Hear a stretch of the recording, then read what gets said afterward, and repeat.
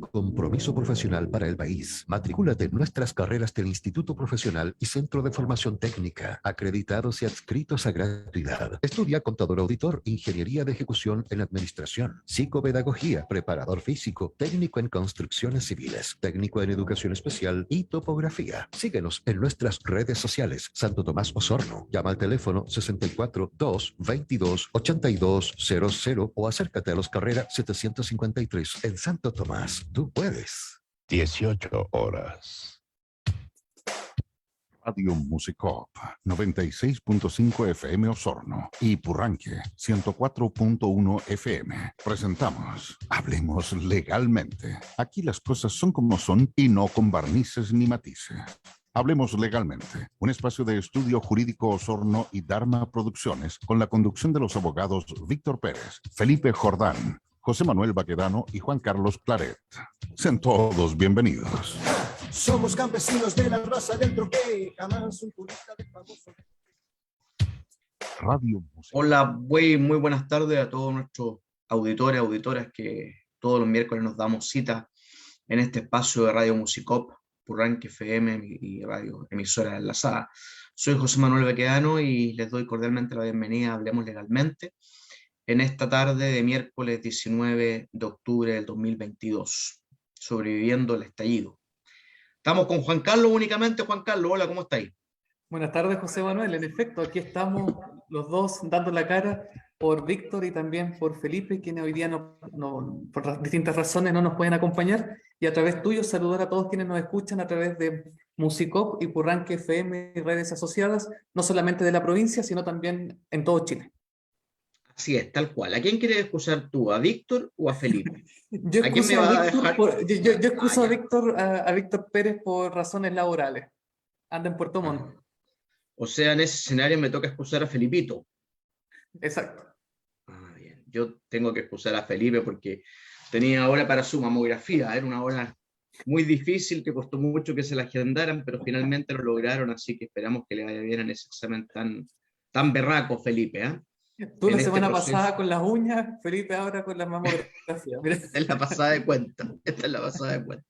Bueno, el hombre quiere un cambio integral, digamos, a la luz de los nuevos tiempos, y quiere uno va a decir que no, ¿no es cierto? Tal cual. Exacto.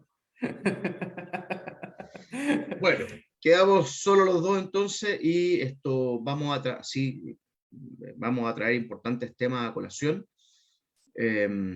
Partimos con Juan Carlos. ¿Qué nos trae de la tabla de esta tarde? Sí, gracias, José Manuel. Bueno, hoy día quiero abordar un tema que tal vez con toda la previa y el desarrollo de los 3 años del estallido social ha pasado un poco desapercibido, pero no porque no haya mucha atención no significa que sea importante. En Punta Arenas, no solamente 2 sacerdotes, sino que también sería el primer caso de un obispo desde el año 2018, de un obispo de la Iglesia Católica que ha sido ordenado poner en prisión preventiva, pero como dadas las circunstancias de la pandemia y también su edad, se le entregó el beneficio, o sea, es una medida cautelar, pero se le bajó la intensidad de la medida cautelar a arresto domiciliario total. Estoy hablando de Bernardo Bastres, ex obispo de Punta Arenas, quien anunció su salida hace algunos meses atrás, aduciendo razones que solamente el Papa conoce, y que ahora uno podría anticipar, parece que por aquí va la cosa, como que el caso de Ricardo Arex, que es un joven desaparecido en el año 2001 en Punta Arenas, cuyo cuerpo todavía no se encuentra, presumiblemente muerto. La familia todavía espera encontrarlo con vida porque no se ha encontrado ningún indicio de que Ricardo Arex esté muerto, pero lo cierto es que el caso de este sacerdote salesiano Rimsky Rojas,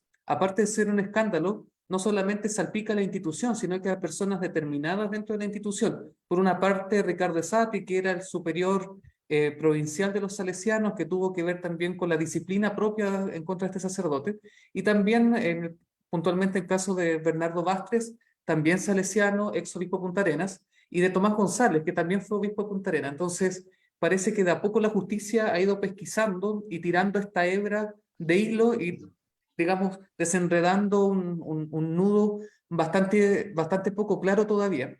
Pero quiero usar eso como pretexto para poder presentar a quienes nos escuchan o nos están viendo? Yo, si me permite Adelante. una pequeña complementación, más que acotación, este es un tema particularmente delicado para todos aquellos que profesamos la fe católica y para el mundo cristiano en general, porque afecta directamente nuestra comunidad.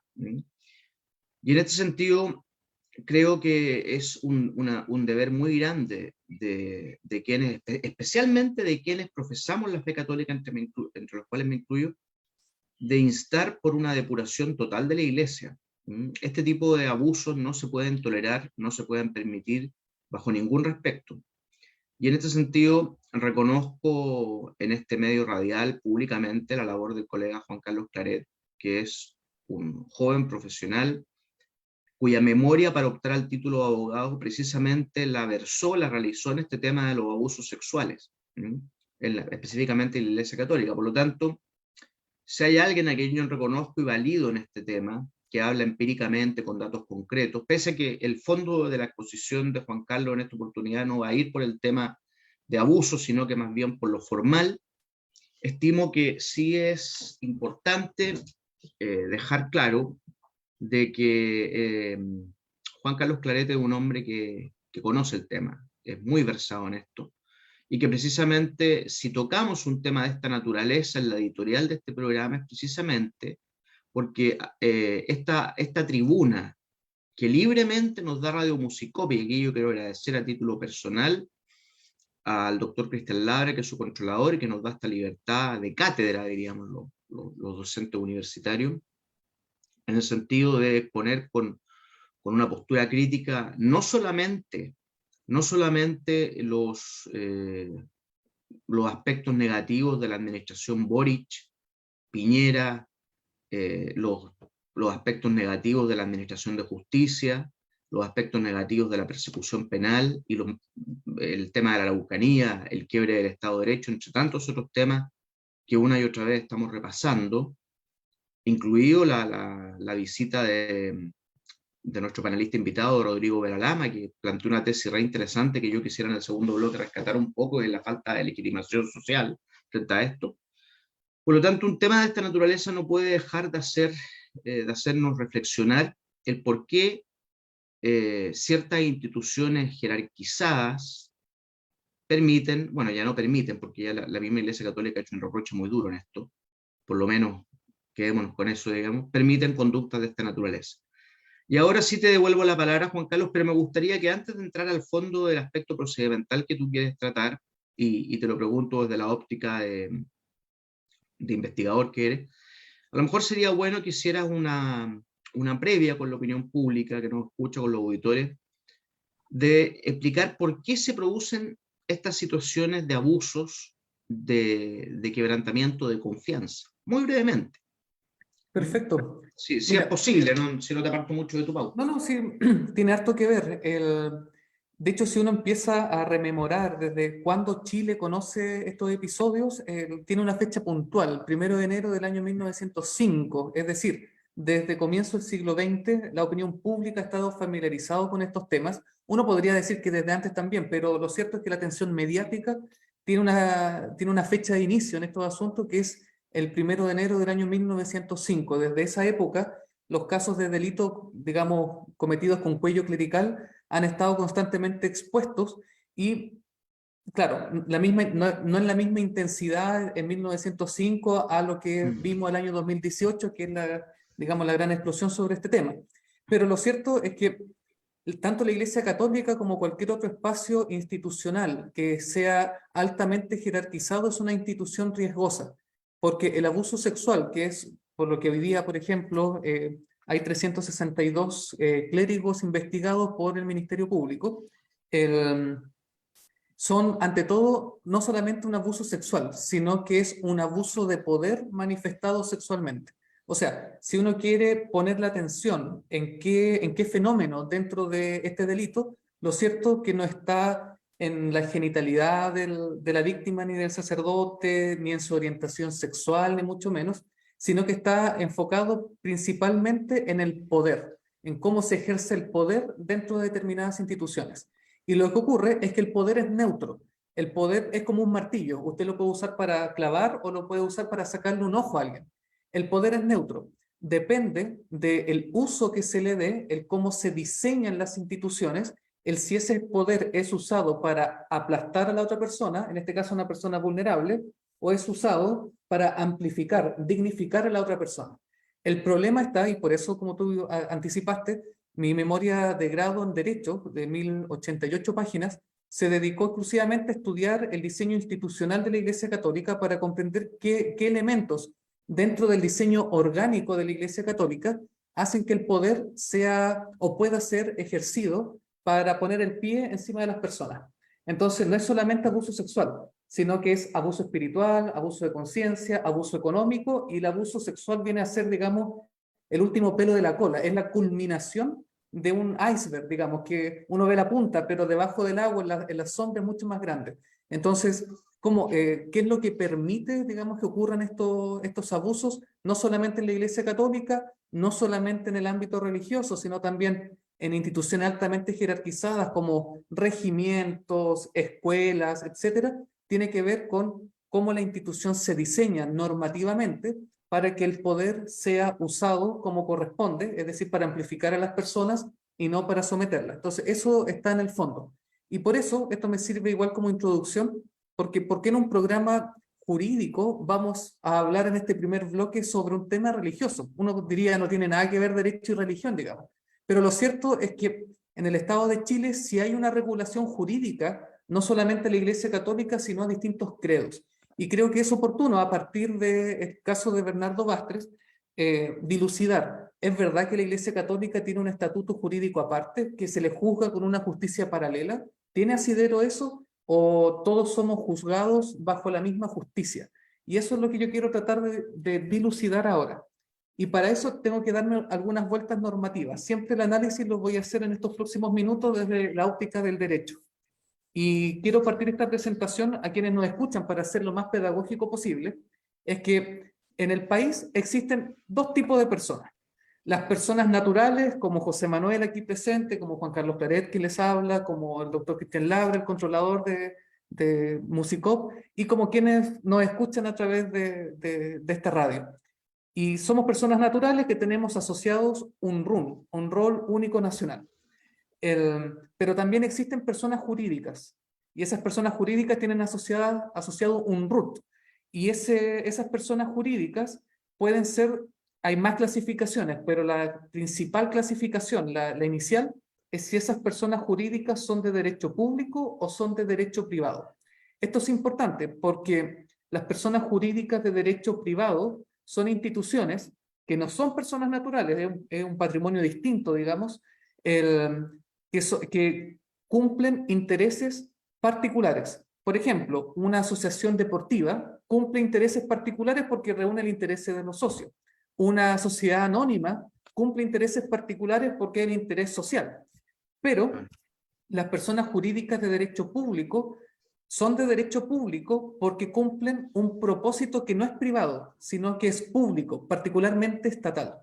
Nosotros hoy día en la Constitución vigente, que sobrevivió al plebiscito del 4 de septiembre, es una Constitución que reconoce y valora socialmente la libertad de culto, la libertad de conciencia por una parte, que las personas puedan creer en todo lo que quieran, y al mismo tiempo en que esas personas se puedan asociar. Las personas que creen lo mismo se puedan asociar. Es un derecho fundamental reconocido y asegurado, es decir, está garantizado por nuestra Constitución y hay un sistema judicial que resguarda la libertad de culto. Pero si uno va a la naturaleza de las iglesias, uno dice, oye, pero las iglesias no son personas jurídicas de derecho privado, son personas jurídicas de derecho público. Es decir, el Estado lo considera valioso y lo considera como uno de sus fines. Pero uno diría, un culto, una iglesia, no es del Estado, no es monopolio del Estado. Es ahí donde viene entonces la importancia de una persona jurídica de derecho público, porque eso significa que por una parte es una persona jurídica que no cumple con intereses particulares, sino que con intereses públicos, que el Estado lo considera valioso, pero como el Estado no le es propio, como al Estado no le interesa muchas veces, o simplemente no tiene las herramientas para hacerlo, reposa en ciertas instituciones que conocemos como iglesias, como cultos, la satisfacción y el desarrollo de un derecho fundamental que en este caso es la libertad de conciencia y la libertad de culto. Es decir, las iglesias hoy día son personas jurídicas de derecho público porque el Estado de Chile no solamente les reconoce un derecho fundamental, sino que descansa en ellos la realización de un derecho fundamental, que es en este caso la conciencia y el culto. Ahora bien, ¿qué implicancia tiene esto? Que los cultos, las iglesias en Chile, al ser personas jurídicas de derecho público, se constituyen a través de una ley y podríamos decir, se derogan a través de una ley. Esto es importante porque fue discusión en buena parte del siglo XX, particularmente con el despliegue de la separación iglesia-estado en 1925, con la Constitución del 25, en que no sea el gobernante de turno el que pueda clausurar una iglesia. Entonces, para evitar que el Estado se entrometa en el libre desenvolvimiento de un culto, se estatuye entonces como persona jurídica de derecho público. Esta fue una conquista que por una parte el Estado le reconoció, pero que para la Iglesia, particularmente la Iglesia Católica, era de suyo importante, porque lo que le interesaba al clero de la época era que los gobiernos laicos, digamos, o de corte marxista después, no vengan a decir la iglesia se proscriben, se cierran y serían. Por eso es importante entonces que de la misma forma que nacen con una ley, después mueren con una ley. De esa forma el Congreso puede servir de freno ante posibles arbitrariedades, digamos, del gobernante de turno. No ha sido necesario a lo largo de la historia de Chile, digamos, hacer valer esa prerrogativa. Entonces, como el Estado reconoce... Ahora un punto Cuéntame. de precisión únicamente. Yo Cuéntame. entiendo que de todas maneras siempre hay una diferencia entre la Iglesia Católica, que tiene sus estatutos Para allá voy. especiales, con los otros cultos, con las otras iglesias evangélicas, pentecostales, bautistas, qué sé yo, que a la luz de esta ley que salió el año 2000, si no me equivoco, de personalidad jurídica de derecho 98. público, o 98, 2 años pasados, les concede, ¿no es cierto? Tú vas a tocar esa precisión. Sí, voy Iba- para allá. ¿Por qué? Porque entonces, considerando el Estado valioso los cultos religiosos, es una ley la que se encarga de ver cómo nace y cómo muere un culto religioso. Y esa ley estuvo, digamos, en stand-by por muchos años, hasta el año 98, en el que nace la ley de culto.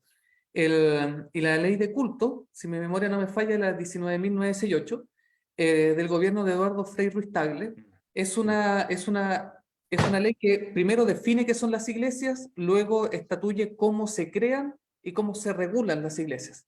Y en ese sentido, es cierto, no solamente hay un trato preferente a la Iglesia Católica, sino que también al Patriarcado Ortodoxo de la Iglesia de Antioquia, que es, si ustedes han visto el Te Deum, que se celebra los 18 de septiembre, es un patriarca que se viste con un traje negro, que suele cantar el Evangelio, digamos, en los Te Deum que se celebran en fiestas patrias, y ese arzobispo que se viste de negro es el patriarca del Patriarcado Ortodoxo de la Iglesia de Antioquia, que al igual que la Iglesia Católica en Chile, es anterior incluso a la separación Iglesia-Estado. O Entonces, sea, es anterior, convengamos a que la la ley Iglesia laica, Católica es anterior al Estado de Chile. Sí, la es Iglesia anterior al Católica, Estado de Chile, tiene presencia en el territorio nacional antes que el Estado de Chile fuera Estado de Chile, digamos. Entonces, absolutamente. Y por ¿qué es lo eso que yo ocurre? difiero de tu percepción cuando dice un trato privilegiado. No es privilegiado. No es un trato arbitrario, caprichoso, que es la esencia de la arbitrariedad, el capricho, ¿no es cierto? Contrario a la razón. Hay un fundamento de razón en ese estatus de la Iglesia Católica, que es justamente la trayectoria universal, la Iglesia universal. Sí, no, pero un privilegio no necesariamente es caprichoso, en el sentido, el privilegio de pobreza, que asiste a todas las personas que no tienen recursos para requerir asistencia jurídica, es un privilegio, pero no es arbitrario, digamos. Aquí es lo mismo, estoy diciendo que es un privilegio que está en la ley de culto en el artículo 20. El artículo 20, que es el último artículo de la ley de culto, señala de que para la Iglesia Católica y para el Patriarcado Ortodoxo de la Iglesia de Antioquia se le va a reconocer su derecho interno. Es decir, todos los cultos, y ahí están todos los cultos evangélicos, creados con posterioridad a la ley de culto o con ocasión de la ley de culto, tienen que adecuar su normativa interna a la legislación del Estado de Chile. Es decir, va a gozar de reconocimiento en la medida de que no contravenga, digamos, nuestro ordenamiento jurídico. Sin embargo, para el Patriarcado Ortodoxo y para la Iglesia Católica, dada su condición de preexistencia, al Estado de Chile se le reconoce su propio derecho. Y, valga la redundancia, en el caso de la Iglesia Católica, eso además tiene sentido en la medida de que la Iglesia Católica es el único culto que tiene una tradición, digamos, legalista a través del derecho canónico milenario. O sea, en ese sentido también es un reconocimiento a ese esfuerzo intelectual que la Iglesia fue desplegando, pero lo cierto es que en los hechos, ese trato de decir, ya, a estos cultos les vamos a obligar a que se rijan por derecho interno, para que tengan reconocimiento, pero a estas dos iglesias les vamos a permitir que su derecho interno se haga valer dentro del territorio nacional. Esa diferencia ha generado más de una contradicción a lo largo de las décadas y que últimamente está haciendo cortocircuito, por una razón bien sencilla, y es que, por ejemplo, hay disposiciones del derecho canónico que se contradicen abiertamente con las disposiciones, digamos, de nuestra Carta Fundamental. De hecho, hubiese sido interesante la discusión, en caso de que hubiese ganado el apruebo, cómo el feminismo en la Constitución que se rechazó hubiese dialogado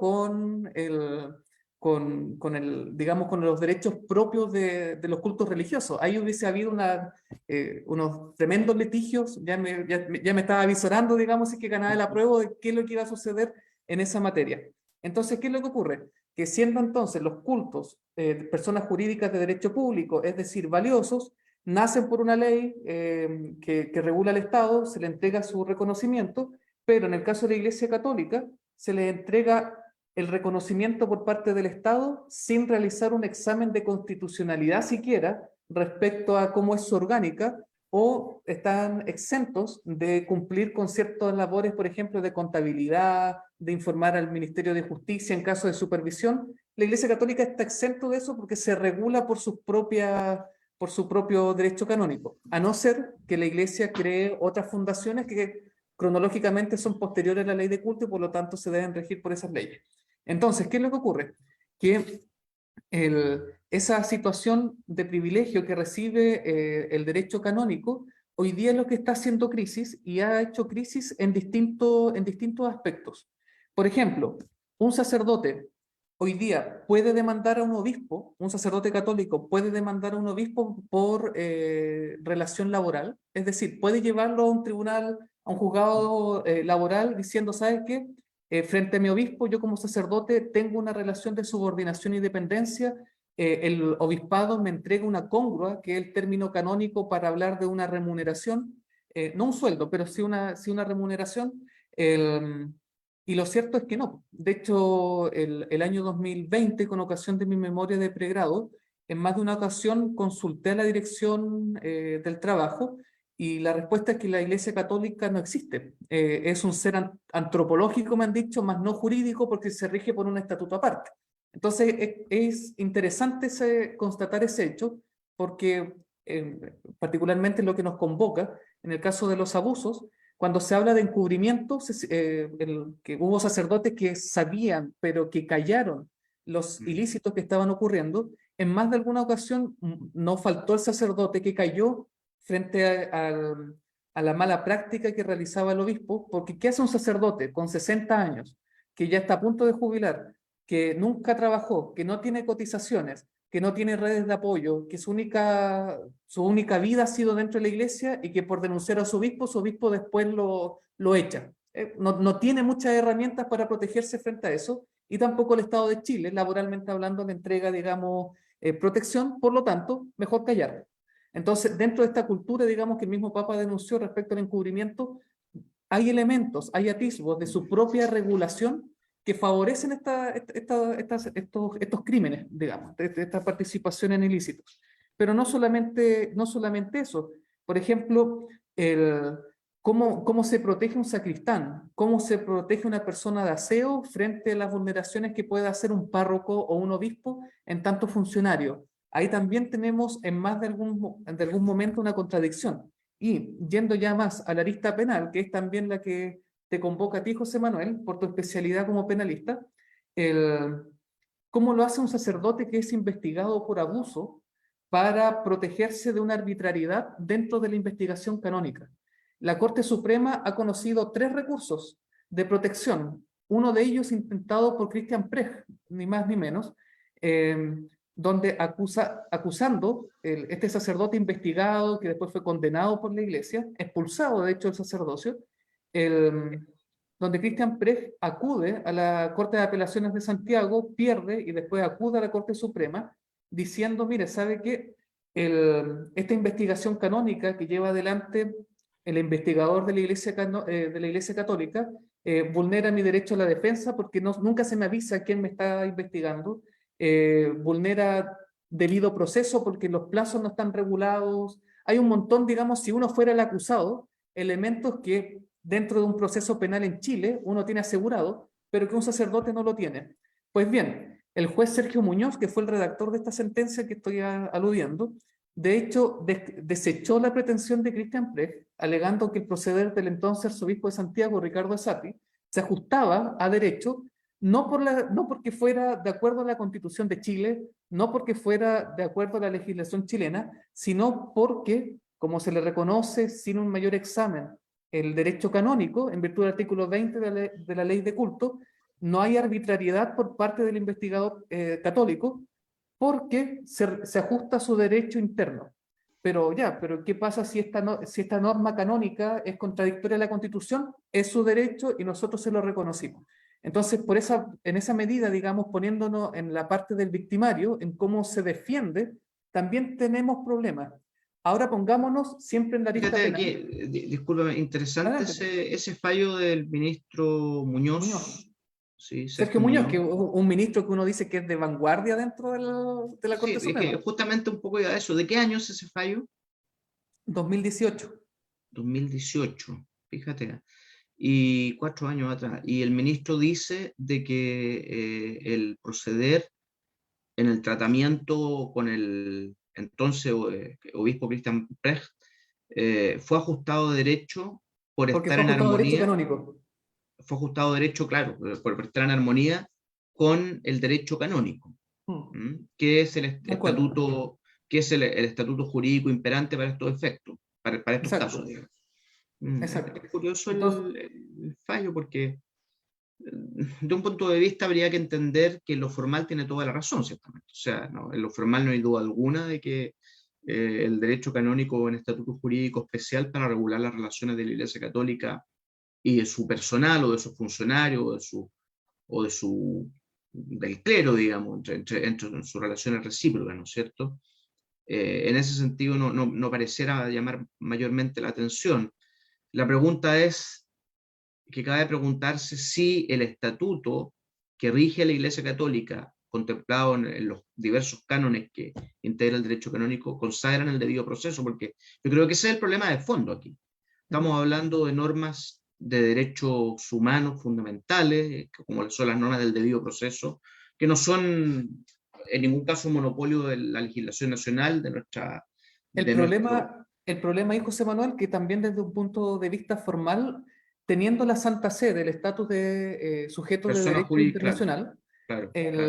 es una de las pocas sujetos de derecho internacional que no concurrió ni a la Carta de Naciones Unidas, ni concurrió a la Declaración Universal de los Derechos Humanos. Entonces, claro, si nos vamos en algo estrictamente formal, tampoco tenemos cómo exigir, digamos, formalmente el cumplimiento de una declaración a la cual ellos tampoco formalmente adscribieron. Entonces, pero Está mira, interesante está pero interesante estábamos discutiendo el tema, o estábamos exponiendo el arista penal, pensando ¿qué pasa si fuera yo el que fuera acusado, si fuera un sacerdote?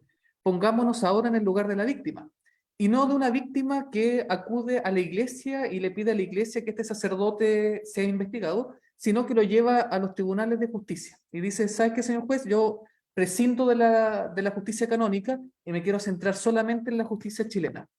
¿Qué es lo que ocurre ahí?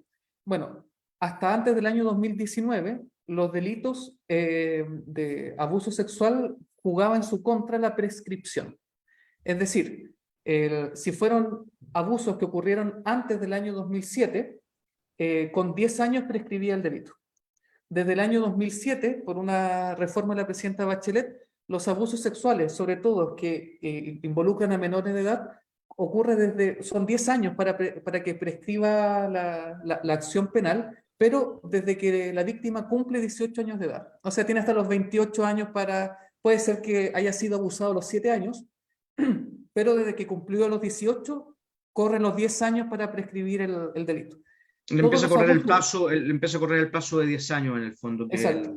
En el caso de los abusos que ocurran desde el año 2019 en adelante, que es la fecha de publicación de la ley de imprescriptibilidad, son imprescriptibles, o sea, se pueden ejercer per secula seculorum, digamos, pero para los abusos que hayan ocurrido desde el año 2019 en adelante.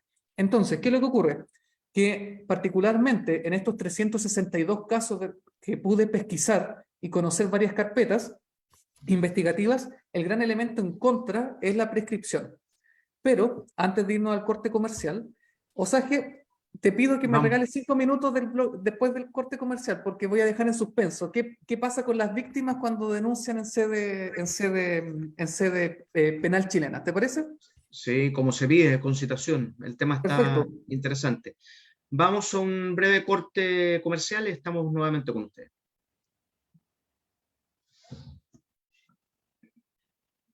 Bueno, Dharma College te indica la hora. 18 horas, 30 minutos. Técnico en Educación Especial, Universidad Santo Tomás. Psicopedagoga, Instituto Profesional La Araucana. Educadora diferencial, Universidad SEC. Licenciada en Trabajo Social, Universidad Tecnológica de Chile, INACAP. Profesora de Matemáticas, Universidad San Sebastián. Técnico en Educación Especial, Universidad Santo Tomás. Estos profesionales tienen una cosa en común. Se formaron en valores como la amistad, solidaridad, respeto, responsabilidad y tolerancia en las aulas del Dharma College.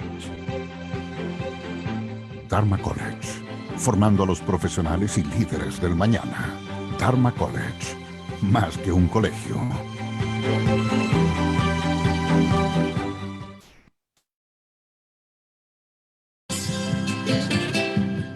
Loncomilla, Ingeniería Industrial, cuenta con un sólido equipo de ingenieros y técnicos al servicio de los clientes más exigentes del sur de nuestro país. Servicio de mantención industrial en plantas de procesos productivos. Contamos con tecnología de alineación láser de ejes y poleas para un perfecto montaje de equipos complejos y maquinaria industrial, además de contar con servicio de maestranza y tornería mecánica. Visítanos en Guillermo Mata 507 o en Santa María 1685 en la ciudad de Osorno. Conoce nuestro trabajo en redes sociales, Facebook, Instagram, LinkedIn o en www.bobinadosloncomilla.cl. Comunícate con nosotros a contacto@bobinadosloncomilla.cl o al fono 642-243505, 642-235100.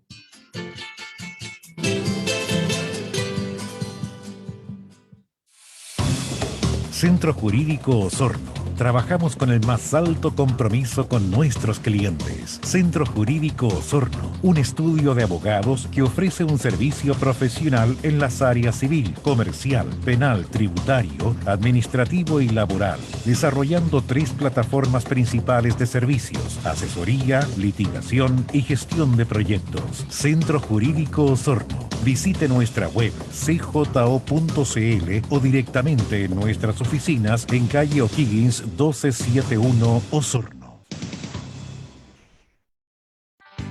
Cabañas Los Chilcos, Mehuín y Pucón. Es un lugar de descanso y comodidad que puedes disfrutar junto a tu familia.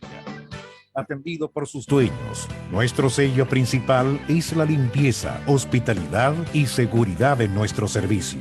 Cuando puedas, visítanos. Cuando se pueda viajar, no dudes en visitar Mehuín, paraíso natural, y alojarte en nuestras cabañas o departamentos. Si tienes dudas o consultas sobre arriendos y reservas, escríbenos al fono contacto +569 94 98 76 34.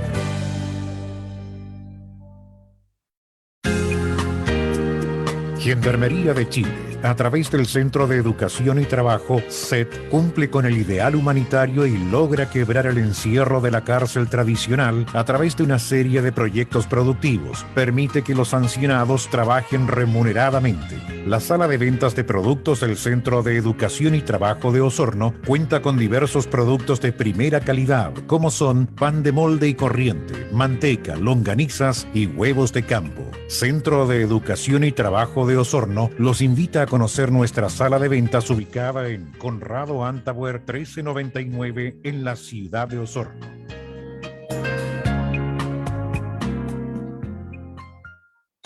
En la cuenca del río Bueno, Huenuleufu Lodge, un lugar ideal para el descanso y contacto con la naturaleza. Nuestro hotel rural cuenta con amplia terraza, dormitorios especiales, cabañas y quincho con dormitorios. Venga a conocer este destino turístico asociado al río Bueno y al sistema de humedales. Reservas y consultas al número telefónico más 569-5749-6897.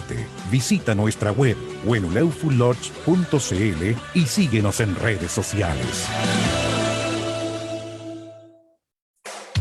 En Radio Musicop y Purranque FM estamos presentando Hablemos Legalmente, donde las cosas son como son y no con barnices ni matices. Hablemos Legalmente, un espacio de estudio jurídico Osorno y Dharma Producciones, con la conducción de los abogados Víctor Pérez, Felipe Jordán, José Manuel Baquedano y Juan Carlos Claret.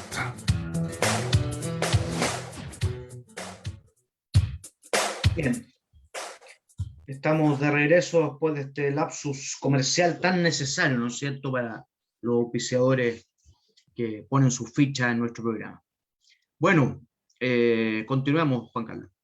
Perfecto, como quedó planteado en el bloque anterior, ¿qué pasa cuando una víctima acude no a la justicia canónica, sino a la justicia civil? A la justicia civil, digamos, entendido como chilena, digamos, la justicia penal chilena.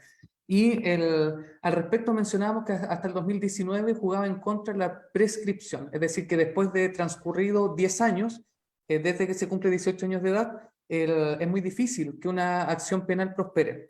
Sin embargo, igual como la prescripción tiene que ser alegada, aunque igual puede ser declarada de oficio, pero se tiene que alegar. Es la regla general, digamos. Claro. Ahora, yo te voy a decir que a mí esta cuestión de lo que tú vas a decir ahora de que post-reforma fue imprescriptible, eso a mí me parece un atentado a la seguridad jurídica. Yo no estoy de acuerdo con eso como penalista. Como penalista a mí me repugna cualquier cosa que atente contra la seguridad jurídica. Esta es una de ellas. Sí, porque es complejo la prescripción y fue parte también de la discusión parlamentaria respecto a cómo se prueba, porque claro, el testimonio de la víctima es prueba, pero no es la única prueba, digamos, que va a acreditar los abusos. Entonces, cuando se dejan pasar 50 años, bueno, ni testigos probablemente hayan, entonces Sí, es muy claro, difícil, claro, digamos, acreditar el ilícito. Sin embargo, los jueces tomaron un acuerdo, de investigar, dado como la prescripción tiene que alegarse, de recibir las denuncias, ordenar al Ministerio Público la investigación y después de finalizar la investigación, declararse prescrito, digamos, la acción, pero habiendo, digamos, investigado los hechos, por último, para acceder a información a través de los allanamientos e incautación de documentación a los obispados. El último allanamiento que se hizo fue hace 2 o 3 semanas atrás a los jesuitas por el caso de Felipe Berríos. Entonces, el obispado de Osorno también fue allanado y la documentación y computadores incautados y se pilló documentación bastante seria. Y es lo que quiero comentar ahora. ¿En qué sentido? De que como el Ministerio Público tuvo su nacimiento en el año 2000 y su implementación en el año 2004, hay que poner mucha atención la fecha en la que ocurrieron los hechos, no solamente por la prescripción, sino también por quién es el encargado de investigar los delitos, porque con los delitos ocurridos con anterioridad al año 2000, y también, bueno, tú lo sabes mejor que yo, José Manuel, dependiendo dónde ocurrieron, porque la reforma procesal penal se fue implementando... Fue gradual. Fue gradual, fue por regiones, entonces... habría que zanjar incluso hasta por mes y día, digamos, para atribuir la competencia. ¿Qué es lo que ha ocurrido? Como la mayor cantidad de denuncias son por hechos anteriores a los años 2000, lo cierto es que los tribunales competentes, la justicia antigua, los juzgados del crimen, pero los juzgados Sí. del crimen no están operativos. O sea, el único que queda es el 34 juzgados del crimen que tiene sede en Santiago y conoce los delitos antiguos que hayan ocurrido dentro de su jurisdicción en la región metropolitana. Entonces, por ejemplo, un denunciante de Osorno, ¿cómo lo hace? Presenta su denuncia, por ejemplo, al Ministerio Público. El Ministerio Público se declara incompetente porque no está facultado para conocer, porque fue con anterioridad a su creación. ¿Dónde entonces acude una víctima de Osorno? Pues bien, la denuncia va a ser redirigida ¿a dónde? A los juzgados de letras. Curiosamente, han sido los juzgados de letras acá en Osorno, particularmente el primero, al que le ha tocado conocer los delitos de abuso sexual clerical que ocurrieron dentro de la provincia de Osorno. Y eso es Ahora importante. hagamos sí la salvedad por puridad procedimental de que conoce el juzgado de letras de Osorno en su carácter, digámoslo entre comillas para que se entienda, de sucesor legal del antiguo juez del crimen. Es decir, Exacto. no es el juez civil que va a conocer en su rol de juez civil, sino que para estos efectos se convierte en un antiguo juez inquisidor penal. O sea, Exacto. actúa con la máscara del juez, del antiguo juez del crimen, que investigaba, que procesaba, que acusaba, si era el caso, ¿no es cierto?, y que condenaba. Exacto. Que era la gran crítica de la contaminación del juez, digamos. Exacto. Entonces, en este caso, por ejemplo, en la provincia de Osorno es el juez de letras el que conoce, actuando como sucesor legal, digamos, de los juzgados del crimen, y en su mayor, si no en la totalidad, se declara, digamos, después prescrita la acción penal, pero la investigación que lleva adelante permite dilucidar si habían antecedentes que estaban en conocimiento del obispado, si el obispado ocultó los documentos, hubo encubrimiento, o sea, permite desentramar precisamente esta red de encubrimiento que se pudo haber generado, aunque no haya una sentencia después, pero al menos ayuda en el esclarecimiento de la verdad. ¿Y qué pasa con estos casos donde el Ministerio Público sí puede investigar porque los hechos ocurrieron cuando ya el Ministerio Público estaba implementándose, ya había nacido y estaba realizando sus labores? Y aquí yo quiero hacer una crítica seria al ex fiscal nacional Jorge Abbott, porque Jorge Abbott, por distintas razones, espero que algún día dé las razones públicas o que la opinión pública se lo exija, a las fiscalías regionales les quitó, no, o mejor dicho, obligó a cerrar las causas, no por temas sustantivos, no por temas formales, sino porque les cerró el agua. Es decir, las causas de abusos sexuales en contexto clerical que conocimos por montones el año 2018, y uno se pregunta qué pasó con estas denuncias. Pues bien, esas denuncias hoy día están dormidas en el Ministerio Público por una razón bien sencilla, porque Jorge Abbott, haciendo uso de sus atribuciones presupuestarias, les quitó presupuesto. Entonces, no es que se cerró, no es que hubo un decretazo que dijo no se investiga más, no. Lo que hizo fue mucho más sutil. Lo que hizo Jorge Abbott fue decir, ¿saben? Porque el Ministerio Público tiene que pagar peritos, tiene que realizar un montón de diligencias para que se pueda dar verosimilitud al testimonio de la víctima, contratar personal idóneo, psicólogos que atiendan a las víctimas para sus relatos, que son declaraciones de 9, 10 horas.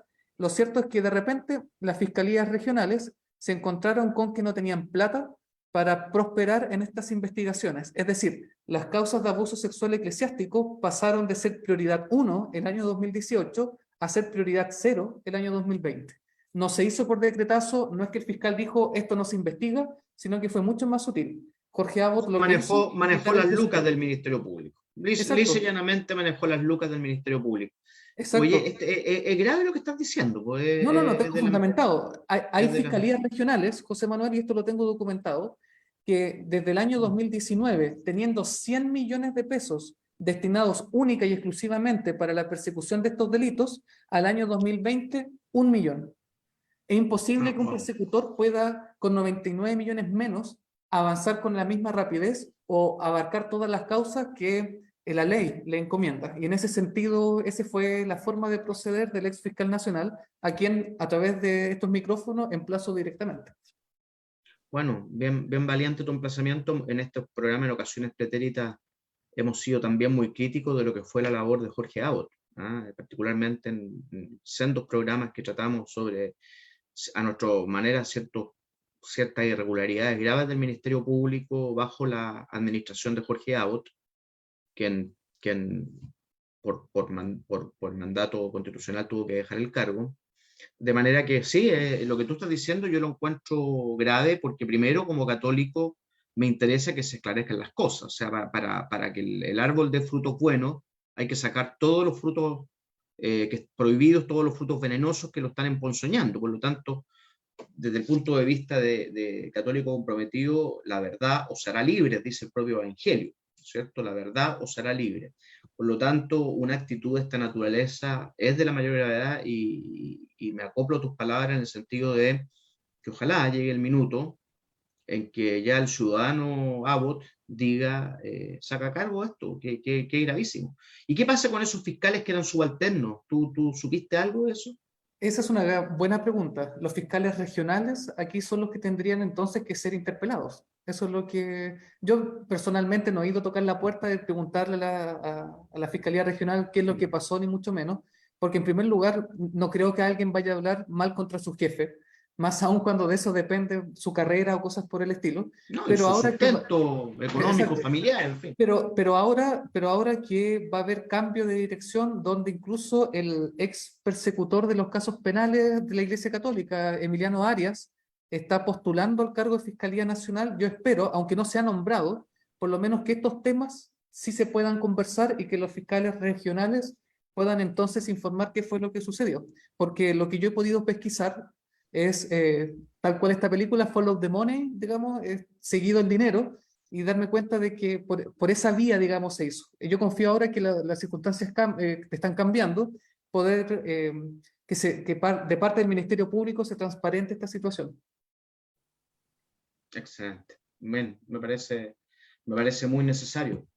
Así que eso, José Manuel, te quité 15 minutos de tu segundo bloque, así que adelante. No, pero está muy interesante el tema, porque efectivamente ahora hay algunas cosas que quiero despejar. Tú dijiste que el obispado de Osorno fue allanado. ¿Hace cuánto? ¿2 años? El año 2018. Creo que por septiembre del 2018. En el contexto de la administración Barros. En el contexto de la administración Barros, sí. Pero la documentación incautada da cuenta por lo menos de la administración Goich en adelante.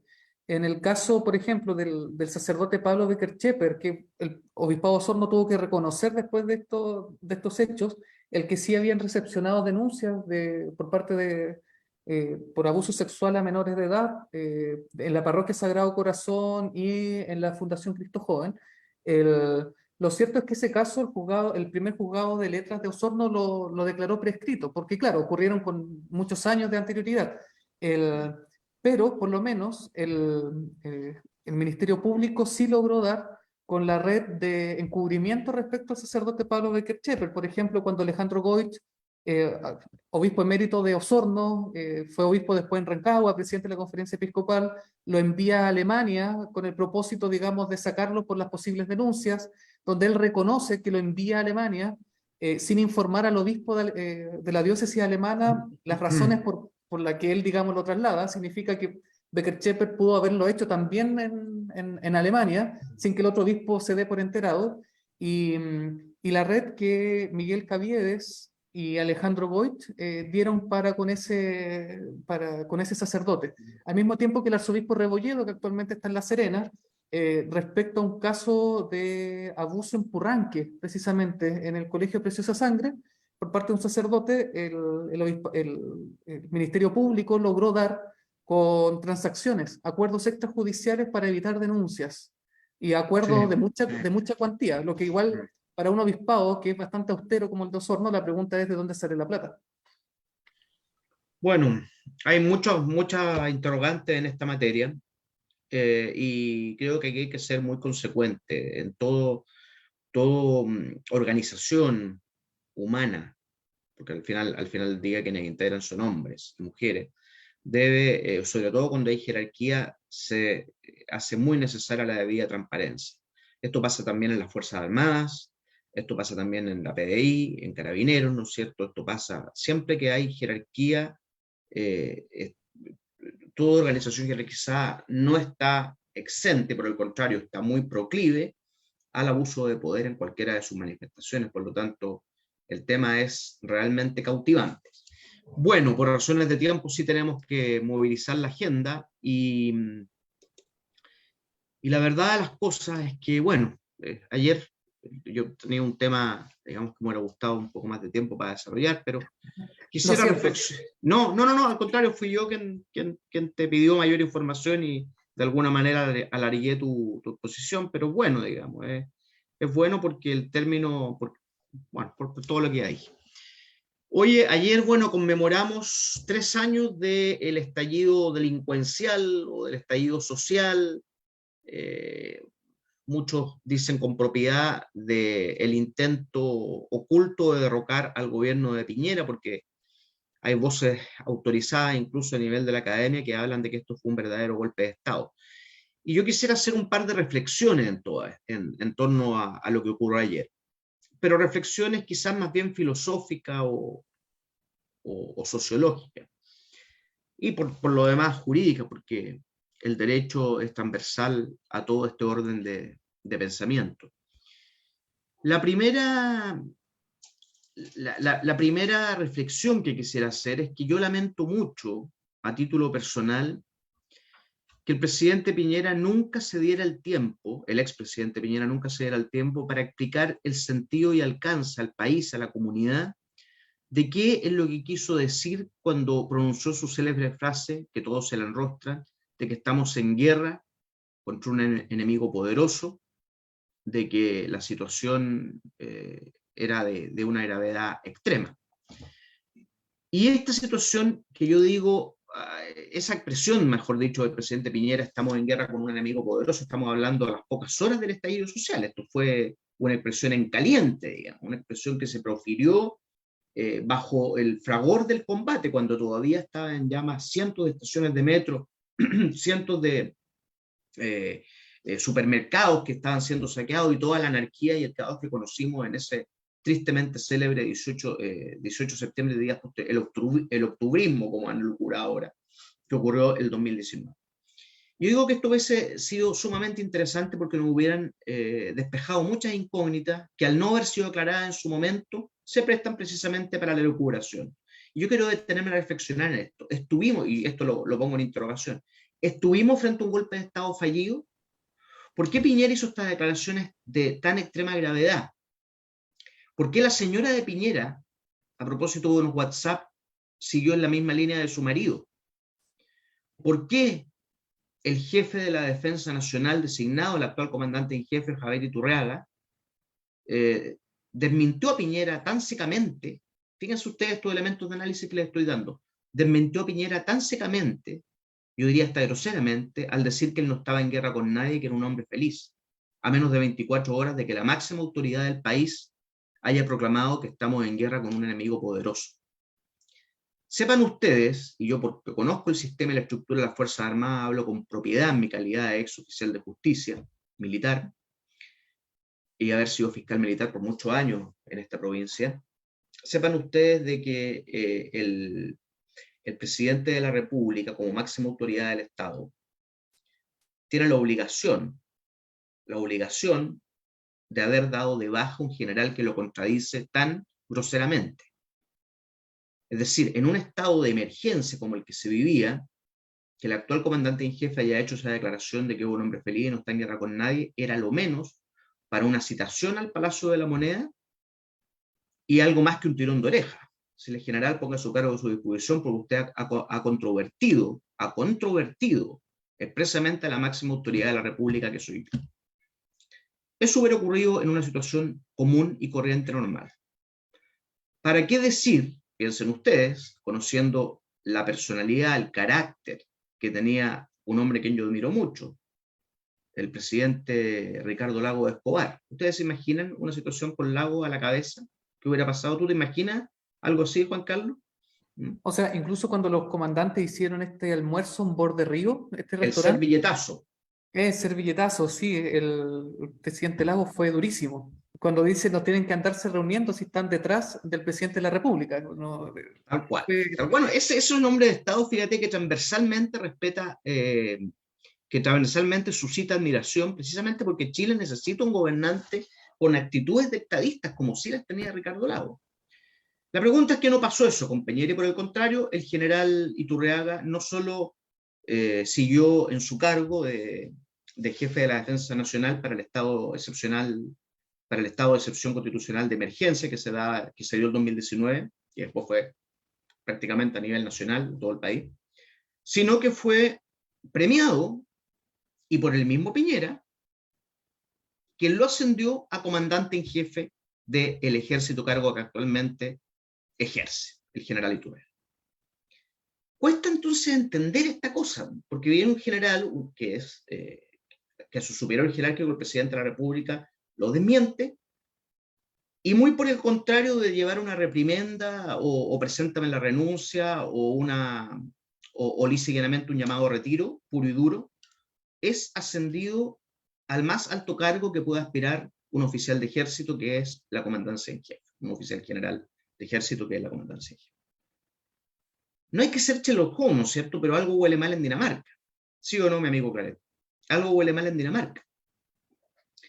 Entonces, quiere decir, o que Piñera, cuando hizo esa declaración de que estamos en guerra con un enemigo poderoso, mintió. Eso es una vía de explicación. Aquí estamos en el terreno de las especulaciones, lamentablemente, porque, repito, y esas fue las palabras de las que me hago cargo, aquí se echa de menos que el ciudadano Sebastián Piñera explique al país, así como tú emplazaste a Gabo, también me gustaría también emplazar a Sebastián Piñera, para que explique al país ya, como un ciudadano más de la República, el sentido y alcance de su frase de estamos en guerra con un enemigo poderoso, etcétera, etcétera, palabras que todo el país conoce. Lo que hasta ahora no pasó.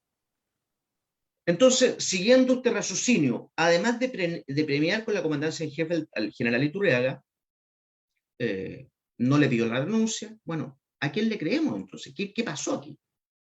O efectivamente los antecedentes eran de tal entidad y envergadura que Piñera tuvo que optar por el realismo político. Sabemos, digamos, porque así lo describe no solo la prensa, sino que los periodistas que han entrevistado a Piñera mucho antes de que fuese candidato siquiera a la presidencia. Recuerdo la historia de Sebastián Piñera en el país, una historia de dulce y de agraz, quizás más de algraz, más amarga que dulce. Recordemos la radio Kioto, ¿no es cierto?, de Ricardo Claro. Pero ya ese carácter de Piñera de aquellos años revela su actitud, digamos, de también estar posesionado de una cierta cuota de autoridad. Por lo tanto, al nunca haber explicado el sentido y alcance de lo que quiso decir con esto de estamos en guerra con un enemigo poderoso, solo quedan dos explicaciones. O mintió y no tenía antecedente alguno, que quizás sea lo más fácil de creer, o bien Piñera tenía toda la razón, y efectivamente estábamos frente a un enemigo poderoso.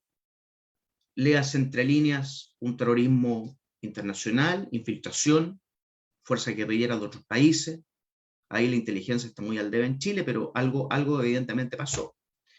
Más como don Sebastián Piñera en su minuto no transparentó la información, porque ¿qué es lo que hubiese hecho uno como presidente de la República? O que a lo menos el sentido común aconseja. Transparentar, efectivamente, decir, miren, ¿saben qué más? Estamos sobrepasados, esta cuestión nos rebalsó, acá están los antecedentes. Tome opinión pública, tomen periodistas, tomen medios de comunicación, estos son los antecedentes que me llevaron a decir a mí que estamos en guerra con un enemigo poderoso. Como Piñera cometió ese pecado, gran pecado, de la omisión, de haber dicho palabras que no supo explicar su sentido de alcance, esto se prestó después para la ambigüedad. Y pareciera ser que en Chile somos muy cómodos con las cosas ambiguas. A mí en lo personal no me gusta. Yo soy de blanco o de negro, de frío o calor. No me den a mí la tibieza. Con la tibieza yo no voy a ningún lado. Pero pareciera ser que a la mayoría del país sí le gusta la tibieza. Sí le gusta la tibieza. Entonces, ¿qué pasa ahora? Acuñamos el octubrismo, acuñamos no son 30 pesos, son 30 años, y todas esas frases para el bronce que por lo demás han desinflado, digamos, porque yo creo que alguien meridianamente inteligente, no creo que hoy día repita esa estupidez de no son 30 pesos, son 30 años, cuando hoy día yo creo, y tú, Claret, que también eres muy inteligente, muy agudo en tu análisis, si yo te hago la pregunta, ¿cómo estamos? La pregunta sería, hoy día, Chile es a 19 de octubre del 2022, 3 años después del estallido, ¿hay más igualdad o más desigualdad? Yo creo que hay más desigualdad, fíjate. Sin duda. Y no solo hay más desigualdad, hay más carencia en todos los sentidos. Bueno, me pilló mi arrebato pasional, digamos, en este tipo de cosas. Tú me conoces y nos pilló la hora también. De manera que vamos a tener que dejar en el tintero muchas cosas. Pero ¿qué piensas tú de eso? De esa frase mítica de que pasa el tiempo, trato de masticar el sentido y alcance de lo que quiso decir Piñera, y hay tantas hipótesis, pero quedan en el terreno las hipótesis.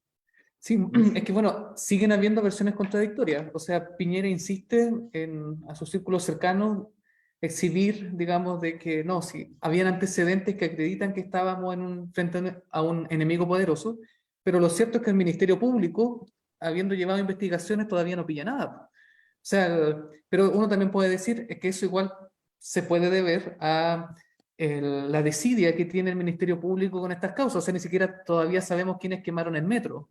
Son muy pocos los que han sido, digamos, formalizados y llevado a una condena a 3 años de los hechos. Entonces uno dice, ya, si el Ministerio Público todavía no pilla antecedentes que logren acreditar de que hubo elementos para presumir que había una guerra, bueno, puede deberse también a que el Ministerio Público no está haciendo la pega. Entonces, concuerdo contigo que la ambigüedad que hay sobre esta materia no nos hace bien, y no le hace bien tampoco a la memoria histórica del país. Totalmente, totalmente. ¿No? Hay demasiadas cosas aquí inconexas que ojalá que se aclaren, porque Chile ya no somos los que éramos en la década de los 60, de los 70, de los 80, tampoco de los 90. Las redes sociales han hecho su trabajo. Aquí hoy día todos, desde el más culto al menos ilustrado, todos quieren saber. Y aquí hay cosas que faltan de esclarecer. Lo mismo que tú dijiste a propósito de la crítica a Abbott, al cortarle el presupuesto a estos fiscales que investigaban delitos tan delicados como los que tú trataste en tu bloque. Aquí también queda la sensación de que hay cosas truncas y se dicen palabras en forma muy fácil. El mismo Boric, cuando ayer dice que Carabineros abusó sexualmente para justificar un poco el lado oscuro de Carabineros, o sea, no justificar, sino que controvertir Carabineros bajo el estallido social del contexto del octubrismo 2019. También palabras que muchos le dicen, oiga, explíqueme el sentido y alcance de lo que quiso decir usted, presidente Boric, cuando dice de que Carabineros abusó sexualmente, cuando, vuelvo a lo que tú decías, Juan Carlos, cuando ningún fiscal de Chile, del Ministerio Público, el Ministerio Público, que es el organismo que por mandato constitucional debe investigar delitos, de forma exclusiva, investigar delitos, bueno, no hay ningún formalizado por abuso sexual. Este es el Chile que vivimos, mis queridos compatriotas. Bueno, llegamos al cierre. Un abrazo muy afectuoso para todos y todas ustedes. Nos vemos el próximo miércoles, si Dios quiere. Las palabras finales son tuyas, Juan Carlos. Gracias, José Manuel. Un gusto compartir panel contigo. Saludo a Víctor y a Felipe, que hoy día no nos pudieron acompañar, pero ya estarán en las próximas semanas. Y a todos quienes nos escuchan, gracias por acompañarnos y nos estamos viendo la próxima semana. Nos vemos la próxima semana. Un abrazo cariñoso. Que estén muy bien. Radio Musicop 96.5 FM Osorno y Purranque 104.1 FM. Hemos presentado Hablemos Legalmente. Aquí las cosas son como son y no con barnices ni matices. Hablemos Legalmente. Espacio de conversación y análisis desde el punto de vista jurídico, con la conducción de los abogados Víctor Pérez, Felipe Jordán, José Manuel Baquedano y Juan Carlos Claret. Será hasta el próximo miércoles a las 18 horas. Recuerda que puedes contactarnos en la página web del Centro Jurídico Osorno, www.cjo.cl. Hablemos Legalmente. Es otro espacio de Dharma Producciones. Somos campesinos de la raza del troque, jamás un turista de famoso.